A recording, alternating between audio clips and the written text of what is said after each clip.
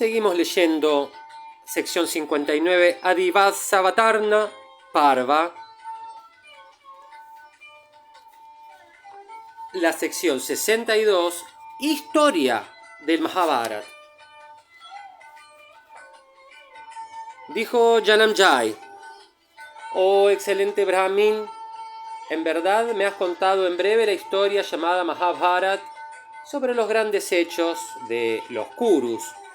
Pero ahora, oh ser de ascética riqueza, recítame entera esa maravillosa narración. Siento gran curiosidad por oírla, y a ti te compete recitarla, por lo tanto, en toda su extensión. No estoy satisfecho con oír resumidamente la gran historia. No puede haber sido jamás una causa trivial, aquella por la cual los virtuosos seres pudieron matar a los que no deberían haber matado, y por lo que aún así son aplaudidos por los hombres. Además, ¿por qué aquellos tigres entre hombres, inocentes y capaces de tomar venganza de sus enemigos, sufrieron calmadamente la persecución de los malvados Kurus? ¿Por qué, además, oh mejor de los brahmines, Bhima, el armipotente y de fuerza como de 10.000 elefantes, controló su ira a pesar de que le hicieron el mal? ¿Por qué también la casta Krishna, hija de Drupad, molestada por aquellos mezquinos y capaz de consumirlos, no quemó a los hijos de Dhritarashtra con sus ojos enfurecidos? ¿Y por qué, además, los otros dos hijos de Pritha, Bhim y Arjun, y los dos hijos de Madri, Nakul y Sahadev, personalmente injuriados por los mezquinos Kurus, siguieron a Yudhishthir, que tan adicto era al mal hábito del juego? ¿Por qué, además, Yudhishthir, ese prominente entre todos los hombres virtuosos, el hijo del propio Dharma, versado plenamente en todos los deberes, sufrió tamaña aflicción? ¿Por qué, además, el Pándava Dhananjay, que tenía a Krishna como auriga y que por medio de sus flechas envió al otro mundo a aquella valerosa hueste de hombres de pelea, sufrió tal persecución? Oh tú, ser de ascética riqueza, háblame de todo eso tal como sucediera y todo lo que lograron aquellos poderosos aurigas.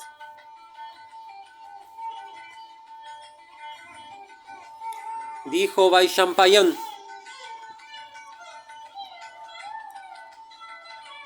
oh monarca, designa un tiempo para oírla. Esta historia que relatará Krishna Dvaipayan es muy extensa. Este no es más que el principio. Yo te la recitaré, te repetiré por entero toda la composición del ilustre y magno Rishi Vyas, de inconmensurable poder mental, y que es adorado en todos los mundos. Este Bharat consiste en 100.000 shloks sagrados compuestos por el hijo de Satyavati, de poder mental inmensurable. El que se lo lea a otros y el que lo escuche leer accede al mundo de Brahma y se vuelve igual a los dioses mismos. Este Bharat es igual a los Vedas, es santo y excelente, es lo más valioso que puede escucharse y es un Purana adorado por los rishis. Contiene muchas instrucciones útiles sobre Art y Kam. Esta sagrada historia hace que el corazón desee la salvación. Las personas de saber adquieren mucha riqueza recitándole este Veda de Krishna Dvaipayan a los que son liberales, veraces y creyentes. Con toda seguridad esta obra destruye pecados tales como matar a un embrión dentro del vientre. Una persona que escuche esta historia, por más cruel y pecadora que sea, escapa de todos sus pecados como el sol de Raju, una vez que termina el eclipse. A esta historia se les llama Jai. Los que desean la victoria deberían escucharla. Un rey que la escuche puede poner al mundo entero bajo su dominio y conquistar a todos sus enemigos. Esta historia es en sí misma un potente acto de propiciación, un poderoso sacrificio que produce frutos benditos. Un joven monarca y su reina deberían siempre escucharla, pues luego engendrarán un hijo o hija heroicos que ocupen el trono. Esta historia es la alta ciencia sagrada del Dharma, Art, y asimismo de Moksha. Así lo ha dicho el mismo Vyas, de mente inmensurable. Esta historia se recita en la era actual y será recitada en el futuro. Aquellos que la escuchan tienen hijos y sirvientes que les obedecen y cumplen sus órdenes. Al que escucha esta historia, lo abandonan todos los pecados cometidos con el cuerpo, la palabra o la mente. Los que escuchen sin espíritu de criticar la historia del nacimiento de los príncipes Bharats no tendrán que temer la enfermedad, ni mucho menos al otro mundo. Para extender la fama de los magnánimos Pándavas y de los otros Kshatriyas versados en todas las ramas del saber, de exaltado espíritu y ya famosos en el mundo por sus hazañas, Krishnadvaipayan ha compuesto esta obra, guiado además por el deseo de hacerle bien al mundo. Ella es excelente, productora de fama, prolonga la vida, es sagrada y celestial. Aquel que con deseo de adquirir mérito religioso hace que esta historia sea escuchada por los sagrados brahmines, adquiere gran mérito e inextinguible virtud. El que recita la famosa generación de los Kurus queda purificado de inmediato y adquiere para sí una gran familia y el respeto del mundo. El Brahmin que estudie regularmente este sagrado Bharat durante los 4 meses de la estación lluviosa queda purgado de todos sus pecados. El que ha leído el Bharat puede considerarse conocedor de los Vedas. Esta obra presenta una descripción de los dioses y los santos reales y los sagrados rishis regenerados, del impoluto Keshav, del dios de dioses Mahadev y de la diosa Parvati, el nacimiento de Kartikey, el que provino de la unión de Parvati con Mahadev y que fue criado por muchas madres, la grandeza de los brahmines y del ganado vacuno. Este Bharat es una colección de los Shrutis todos y es digno de que toda persona virtuosa lo escuche. Aquel hombre docto que se lo recite a los brahmines durante las sagradas lunaciones resulta limpio de todo pecado, y como si no le importara el cielo, alcanza a unirse con Brahman. El que haga que un simple verso de este poema sea escuchado por los brahmines durante la realización de un shraddha, hace que ese shraddha resulte inagotable. De manera que los pitris quedan gratificados permanentemente con los artículos que ya se les presentaron. Los pecados que cometemos diariamente con nuestros sentidos o con la mente, los que cualquier hombre comete a sabiendas o sin saber, todos se destruyen escuchando el Mahabharat. Se llama Mahabharat a la historia del exaltado nacimiento de los príncipes de Bharat. El que conozca esta etimología del nombre queda limpio de todos sus pecados. Y como esta historia de la raza de Bharat es tan maravillosa, cuando se la recita, ella purifica ciertamente a los mortales de todo pecado. El sabio Krishnadvaipayan terminó su obra en 3 años, levantándose cada día y purificándose, realizando sus devociones ascéticas, compuso él este Mahabharat. Por lo tanto, este debe ser oído por los brahmines con la formalidad de un voto. Aquel que recite esta santa narración que compusiera Krishna, Vyas, para que otros la escuchen, y los que la escuchan, en cualquier estado que estén, jamás podrán verse afectados por el fruto de sus acciones, buenas o malas. El hombre que desea adquirir virtud debería escucharlo entero. Esta historia equivale a todas las historias, y el que la escucha alcanza siempre la pureza de corazón. La gratificación que se adquiere tras alcanzar el cielo es apenas igual a la que se obtiene al escuchar esta santa historia. El hombre virtuoso que con reverencia la escucha o haga que se la escuche obtiene el fruto del Rajasuya y el del sacrificio del caballo. Se dice que el Bharat es una mina de piedras preciosas igual que el vasto océano o que el gran monte Meru. Esta historia es sagrada y excelente y equivale a los Vedas, digna de ser escuchada, agradable al oído, purificadora de los pecados y aumentadora de la virtud. Oh monarca, aquel que le entrega a quien se la pide una copia del Bharat, en verdad le regala toda la tierra con su cinturón de mares. Oh hijo de Parikshit, voy a empezar a recitártela en su integridad. Esta agradable narración que otorga la virtud y la victoria. ¡Escúchala! El sabio Krishna Dvaipayan compuso esta maravillosa historia llamada Mahabharat, levantándose regularmente durante 3 años. Oh toro entre los monarcas de Bharat, lo que se habla acerca de la virtud, la riqueza, el placer y la salvación puede verse en otras partes, pero lo que no se haya contenido aquí no ha de ser encontrado en parte alguna. Sección 63. Dijo Vaishampayan: había una vez un rey llamado Uparichar. Aquel monarca era dado a la virtud, era también muy aficionado a la caza.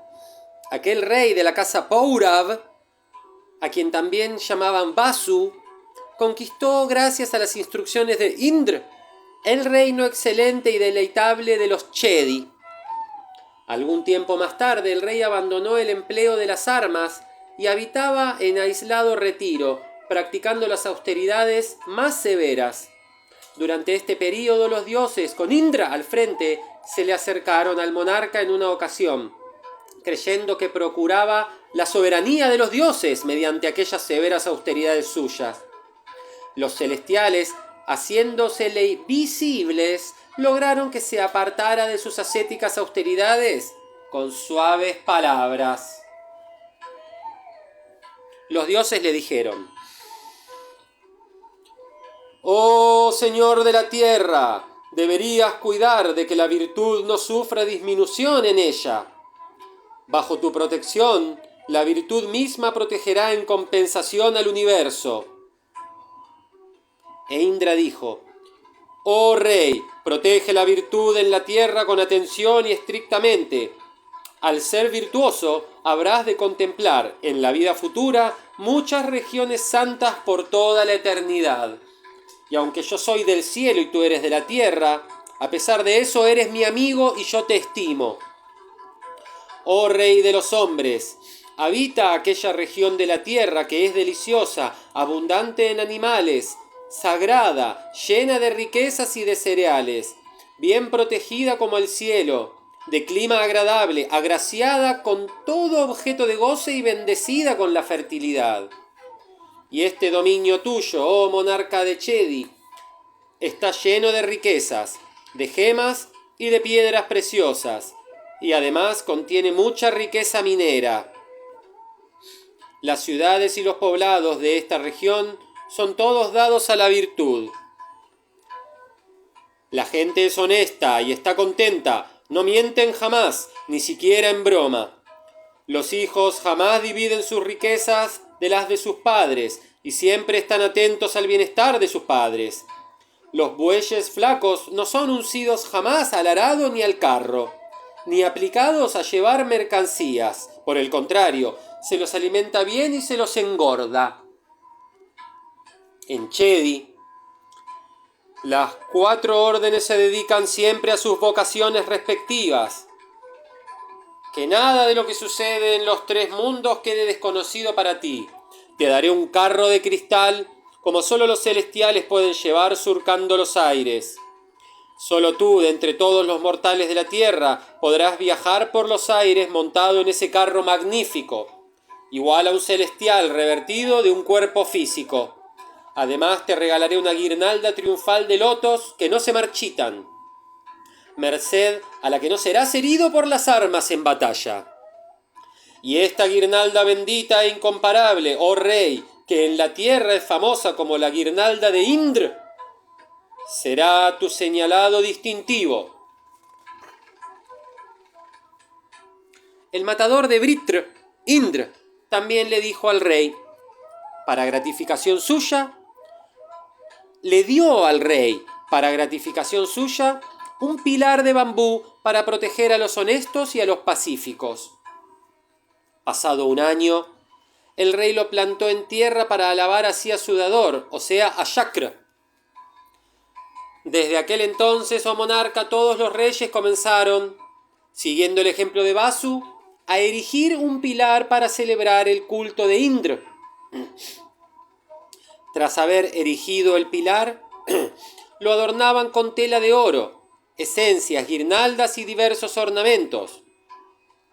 Y el dios Vasav es adorado como es debido con dichas guirnaldas y ornamentos. Y el dios, para gratificación del ilustre Vasu, adoptó la forma de un cisne y vino en persona a aceptar la adoración que así le era ofrecida. Y el dios, al contemplar el acto auspicioso de adoración que así había efectuado Vasu, aquel primero entre los monarcas quedó deleitado y le dijo: aquellos hombres y también aquellos reyes que me adoren y alegremente observen este festival en mi honor, como el rey de Chedi, tendrán gloria y victoria en sus países y reinos. Sus ciudades asimismo crecerán y siempre estarán alegres. Así fue bendecido el rey Vasu por el complacido Maghavat, el magnánimo jefe de los dioses. En verdad, aquellos hombres que hagan que se lleve a cabo esta festividad de Shakra con regalos de terreno, de piedras preciosas y de gemas, llegan a ser respetados en el mundo. Y el rey Vasu, el señor de los Chedis, otorgador de dones y realizador de grandes sacrificios, observante de la festividad de Shakra, fue muy respetado por Indra. Y desde Chedi gobernó virtuosamente al mundo entero. Y para gratificación de Indra, Vasu, el señor de los Chedis, observó la festividad de Indra. Y Vasu tenía 5 hijos de gran energía e inconmensurable destreza, y el emperador designó a sus hijos gobernadores de las distintas provincias. A su hijo Brihadrat se instaló en Magda y se lo conoció por el nombre de Maharat. Otro hijo suyo fue a Pratyagraha y otro, Kushamba, que también era llamado Manivahan, y otros 2 se llamaban Mavesh y Yadu, de gran destreza e invencibles en combate. Estos fueron los hijos, oh monarca, de aquel sabio real de poderosa energía. Y los 5 hijos de Vasu crearon reinos y poblados en sus propios nombres y fundaron dinastías separadas que perduraron por largas eras. Y cuando el rey Vasu tomaba asiento en aquel carro de cristal, regalo de Indra, y surcaba los aires, se le acercaban los Gandharvas y las Apsaras, los cantantes y las danzarinas celestes, y cuando atravesaba las regiones superiores se lo llamaba Uparichar, y junto a su capital pasaba un río, el Suktimati, y esa corriente fue atacada en una ocasión por un monte viviente llamado Kolahal, enloquecido por el deseo. Y Vasu, al ver esa inmunda tentativa, golpeó al monte con su pie, y a través de la brecha que causó Vasu con su pie, el río pudo salir del abrazo de Kolahal. Pero el monte engendró en la corriente 2 hijos mellizos, y la corriente, agradecida con Vasu por haberla librado de los abrazos de Kolahal, se los entregó a los 2 a Vasu. Y el hijo fue designado generalísimo de los ejércitos por Vasu, aquel excelente entre los sabios reales, otorgador de riquezas y castigador de enemigos. Y la hija, que se llamaba Girika, fue desposada por Vasu. Y Girika, la esposa de Vasu, después de su período menstrual, se purificó con un baño y le transmitió su estado a su señor. Pero ese mismo día los pitris de Vasu se acercaron a aquel óptimo monarca y eminente entre los hombres sabios y le pidieron que casara un siervo para hacerles la ceremonia Shraddha. Y el rey, pensando que la orden de los Pitris no debía ser desobedecida, salió de casa, pensando nada más que en Girika, que estaba dotada de belleza sin par y semejaba a la propia Shri. Y como era la estación de la primavera, los bosques que recorría el rey se habían embellecido como los jardines del mismísimo rey de los Gandharvas. Había ashokas y champakas, y chutas y atimuktas en abundancia, y había punnagas y carnícaras, bakulas y divya patalas y narikelas, chandanas y arjunas, y muchos otros árboles parecidos, sagrados y hermosos, esplendentes de fragantes flores y dulces frutos. Y todo el bosque estaba enardecido por las dulces notas de coquilla, y resonaba con el zumbido de las enloquecidas abejas. Y el rey se sintió poseído por el deseo, y no vio ante sí a su esposa. Enloquecido de deseo vagaba de aquí para allá, hasta que vio un hermoso ashok revestido por denso follaje, y con sus ramas cubiertas de flores. Y el rey se sentó a sus anchas a la sombra de aquel árbol, y excitado por la fragancia de la estación y los hechizantes aromas de las flores cercanas, excitado también por la deliciosa brisa, el rey no podía apartar de su mente el pensamiento de la hermosa Girika. Y al divisar que muy cerca suyo se hallaba descansando un veloz halcón, el rey, conocedor de las sutiles verdades del Dharma y el Artha, se le acercó y le dijo: «Amable ser, llévale a mi esposa Girika esta simiente, semen, y dásela. Su momento propicio ha llegado». El halcón, de veloz carrera, recibió aquello del rey y rápidamente surcó los aires. Mientras pasaba, fue visto por otro de su especie. Pensando que el primero llevaba carne, el segundo se lanzó sobre él. Los dos lucharon en el aire a picotazos.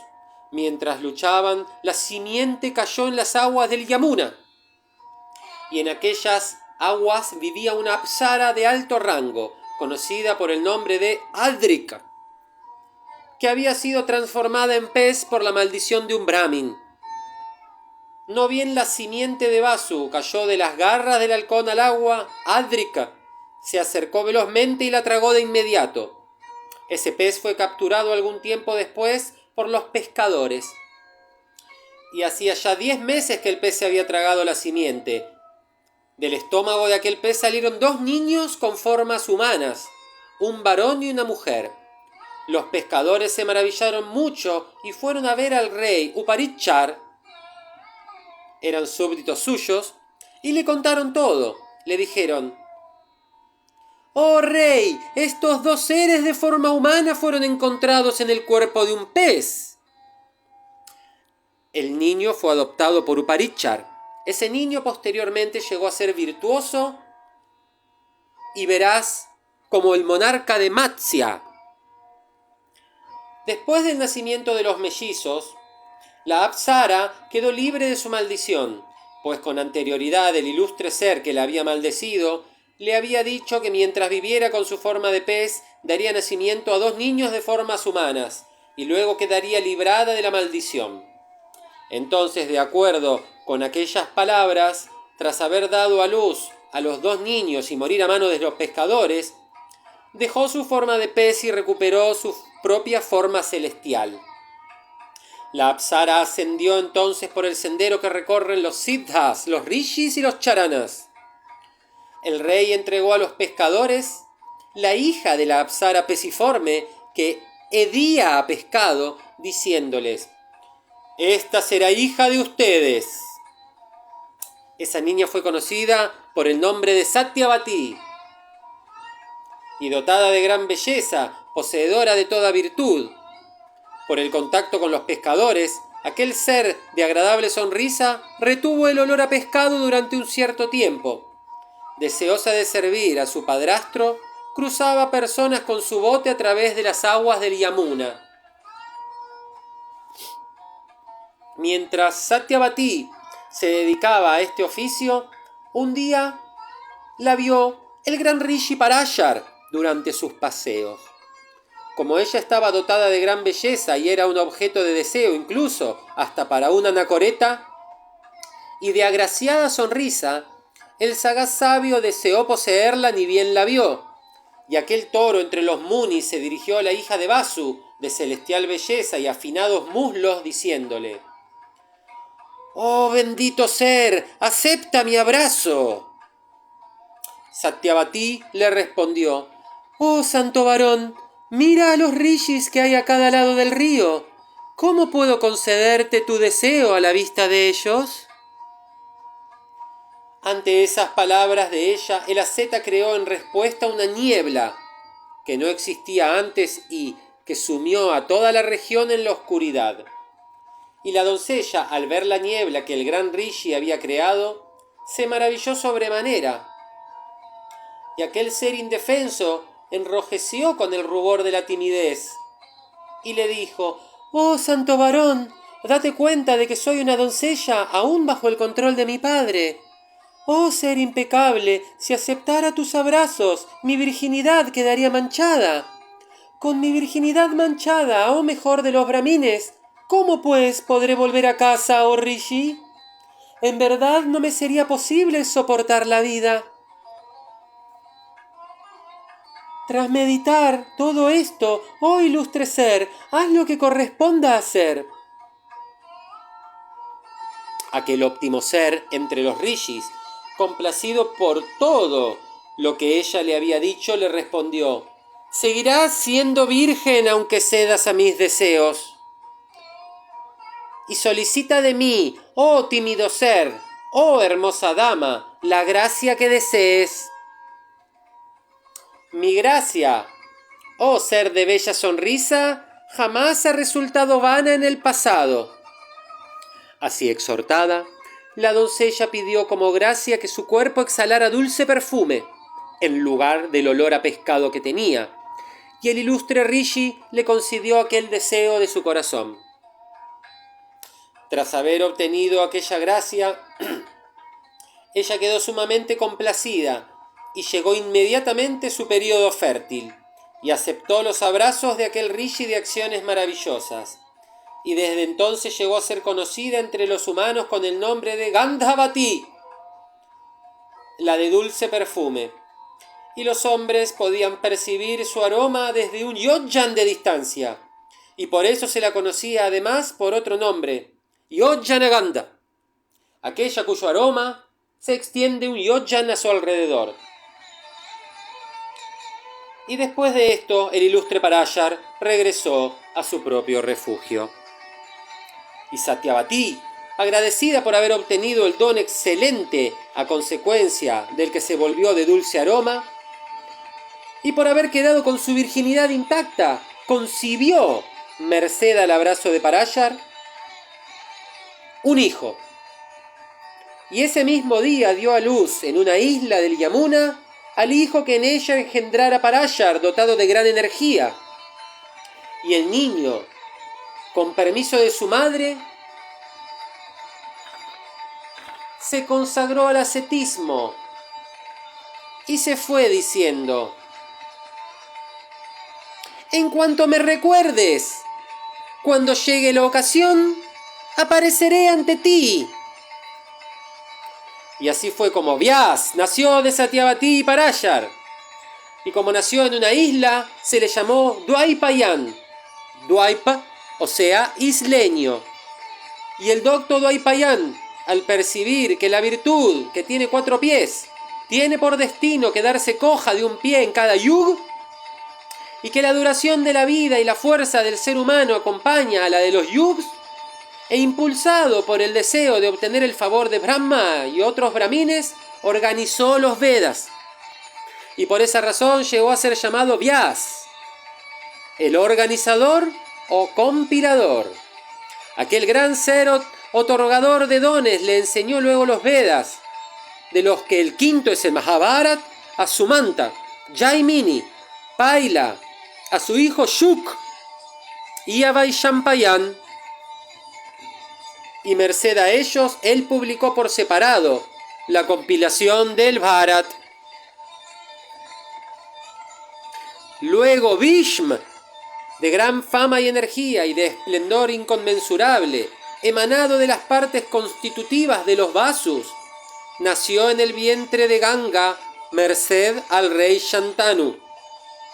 Y había un rishi de gran fama que se llamaba Animandavya, y era versado en la interpretación de los Vedas. Era ilustre, dotado de gran energía y de gran reputación. Y acusado de robo, a pesar de ser inocente, el anciano rishi fue empalado. Entonces invocó a Dharma y le dijo estas palabras: en mi niñez atravesé una mosquita con un tachuelo de hierba. Oh Dharma, me acuerdo de ese único pecado, pero no puedo recordar ningún otro. Sin embargo, desde entonces he practicado penitencias por millares. ¿No ha sido vencido ese único pecado por este ascetismo mío? Y dado que matar a un brahmin es más inicuo que matar a cualquier otro ser viviente, por tal razón, oh Dharma, tú has pecado. Por lo tanto, habrás de nacer en el mundo dentro de la orden Shudra. Y por aquella maldición, Dharam nació Shudra en la persona del sabio Vidur, de cuerpo puro, perfectamente intachable.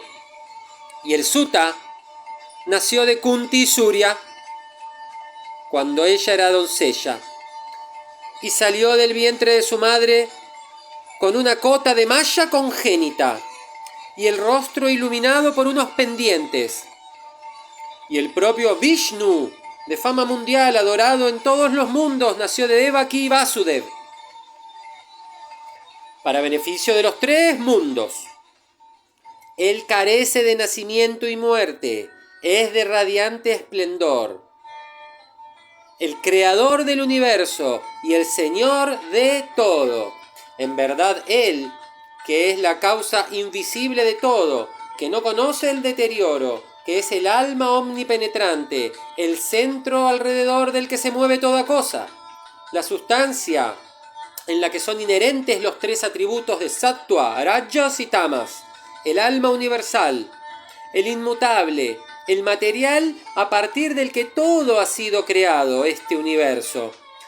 El creador en persona, el señor controlador, el que invisible mora en todo objeto, el progenitor de este universo de 5 elementos, que se haya unido a los 6 elevados atributos, que es el Pranav, o el Om de los Vedas, que es infinito, incapaz de ser movido por fuerza alguna aparte de su propia voluntad, que es ilustre, la encarnación del modo de vida llamado Sañás, que flotaba sobre las aguas antes de la creación, que es la fuente de la que ha brotado este cuerpo poderoso, que es el gran armonizador, el increado, la esencia invisible de todo, el gran inmutable, exento de aquellos atributos conocibles a los sentidos, que es el universo mismo, sin comienzo, nacimiento ni degradación, que está en posesión de riqueza infinita. Ese abuelo de todas las criaturas se encarnó en la raza de los Andakavrishnis para que creciera la virtud. Y Satyaki y Kritavarma, versados en el uso de las armas, poseedores de poderosa energía, peritos en todas las ramas del conocimiento y obedientes en todo a Narayan, competentes en el uso de las armas, nacieron de Satyaka y de Hridik. Y la simiente del gran Rishi Bharadwaj, de severas penitencias, que estaba guardada en una vasija, comenzó a desarrollarse. Y de aquella simiente nació Drona, el nacido de la vasija. Y de la simiente de Gautam, caída sobre un macizo de juncos, nacieron 2 mellizos. La madre de Ashwatam, llamada Kripi, y Kripa, de magna fuerza. Luego nació del fuego sacrificial Drishtadyumna, de esplendor igual al del mismo Agni. Y el poderoso héroe nació con un arco en la mano, y para la destrucción de Drona. Y del altar del sacrificio nació Krishna, Draupadi, resplandeciente y hermosa, de brillantes facciones y belleza sin par. Luego nació el discípulo de Prahlad, es decir, Nagnajit, y también Subal, y de Subal nació un hijo, Shakuni, que por maldición de los dioses tornóse el destructor de las criaturas y enemigo de la virtud. Y a Subal le nació también una hija, Gandhari, la madre de Duryodhan, y ambos eran expertos en el arte de adquirir beneficios terrenales. Y de Krishna Dvaipayan nacieron Dhritarashtra, señor de hombres, y Pandu, de crecida fuerza, en el linaje de Vichitravidya. Y asimismo nació de Dvaipayan el sabio e inteligente Vidur de la casta Shudra, versado tanto en la religión como en el beneficio, y exento de todo pecado. Y de Pandu y sus 2 esposas nacieron 5 hijos semejantes a los celestiales.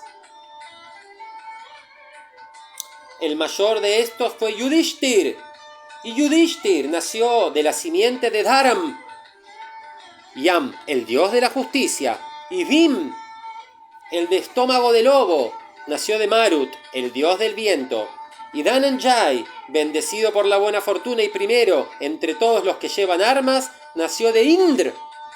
Y Nakul y Sahadev, de bellas facciones y siempre entregados al servicio de sus superiores, nacieron de los mellizos Ashwinis. Y al sabio Dhritarashtra le nacieron 100 hijos, a saber, Duryodhan y otros más, y uno llamado Yuyutsu, que había nacido de una mujer Vaishya. Y 11 entre estos 101, a saber, Dushasan, Dusaha, Durmashan, Vikarn, Chitrasen, Vivinsati, Jay, Satyavrat, Purumitra y Yuyutsu, hijo de la mujer Vaishya, eran Maharatis. Y Abhimanyu nació de Subhadra, la hermana de Vasudev y de Arjun, y por lo tanto era nieto del ilustre Pandu.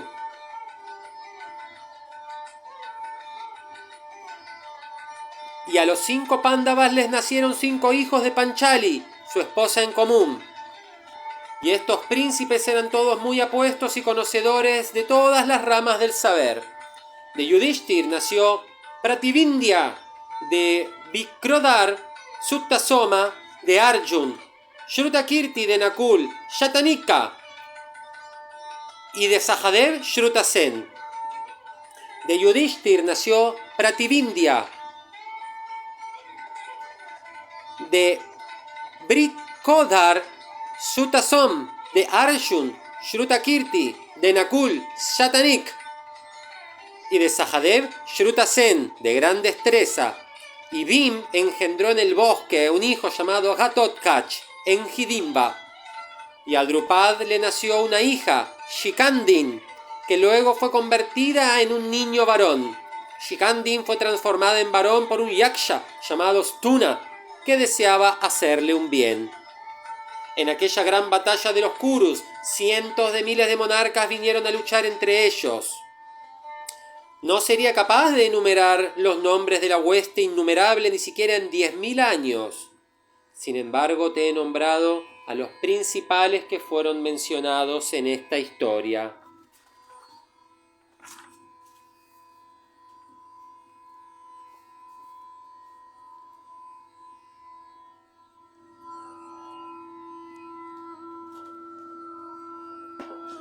Continuará.